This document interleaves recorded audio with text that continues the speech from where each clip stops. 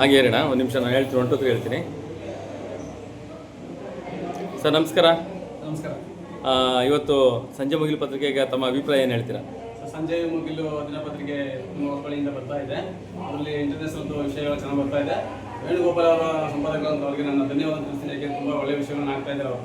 ಈ ಪತ್ರಿಕೆಯಲ್ಲಿ ತುಂಬ ಒಳ್ಳೆಯ ವಿಷಯಗಳು ಬರ್ತಾ ಇದ್ದ ಕಾರ್ಯಗಳು ಚೆನ್ನಾಗಿ ನಡೀತಾ ಇದೆ. ಅವ್ರು ಏನು ಹೇಳಿದ್ರು ತುಂಬ ಕೇರ್ಫುಲ್ ಆಗಿ ಕೆಲಸ ಮಾಡ್ತಾ ಇದ್ದಾರೆ. ಮತ್ತು ಪತ್ರಿಕಾ ವರದಿಗಾರರಾದ ನಾಗರಾಜ್ ಅವರು ಸುಧಾ ತುಂಬ ಇದಕ್ಕೆ ತುಂಬ ಕಾರ್ಯನ ಮಾಡ್ತಾ ಇದ್ದಾರೆ. Thank you.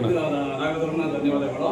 ಮತ್ತು ಇದರಿಂದ ನಮ್ಮ ಸಕ್ಕರೆ ಕ್ಲಬ್ಬಲ್ಲಿ ಏನೇ ಕೆಲಸ ಆಗ್ತಿದೆ ಎಲ್ಲ ಹೊರಗಡೆ ಬಂದು ಬೇರೆಯವ್ರಿಗೂ ಒಂದು ಉನ್ನತವಾದ ಮಾರ್ಗವನ್ನು ತೋರಿಸ್ತಾ ಇದೆ ಸಮಾಜ ಸೇವೆ ಮಾಡೋದಕ್ಕೆ.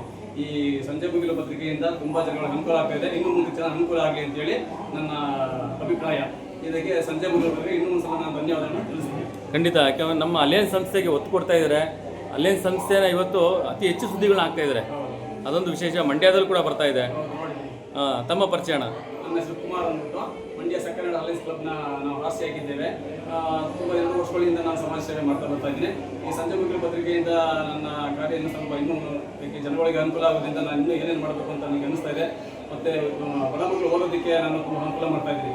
ಅದು ಇನ್ನೂ ಹೆಚ್ಚು ಮಾಡೋದಕ್ಕೆ ನಾನು ಪ್ರಯತ್ನ ಪಡ್ತೀನಿ. ಈ ಸಂಜೆ ಮುಗಿಲು ಪತ್ರಿಕೆಯಿಂದ ನಮಗೂ ತುಂಬ ಅನುಕೂಲ ಆಗಿದೆ. ನಾನು ಏನೇ ಸಮಾಜ ಸೇವೆ ಮಾಡ್ತಾ ಇದ್ದೀನಿ ನಾನು ಗುರುತಿಸ್ತಾ ಇದ್ದಾರೆ. ನನ್ನ ಜೊತೆಯಲ್ಲಿ 4 ಜನ ಕೈ ಜೋಡಿಸೋದಕ್ಕೆ ಒಂದು ಅನುಕೂಲ ಮಾಡಿಬಿಟ್ಟಿದೆ ಸಂಜೆ ಮುಗಿಲು ಪತ್ರಿಕೆ. ನಾನು ಒಬ್ಬನ ಕೈಲಿ ಆಗಿದ್ದ ಕೆಲಸಗಳನ್ನು ನನ್ನ ಜೊತೆ 4 ಜನ ಸೇರಿ ನನಗೆ ಸಪೋರ್ಟ್ ಮಾಡ್ತಾ ಇದ್ದಾರೆ. ಈ ಸಂಜೆ ಮುಗಿಲು ಪತ್ರಿಕೆಗೆ ನನ್ನ ಧನ್ಯವಾದಗಳು. Thank you.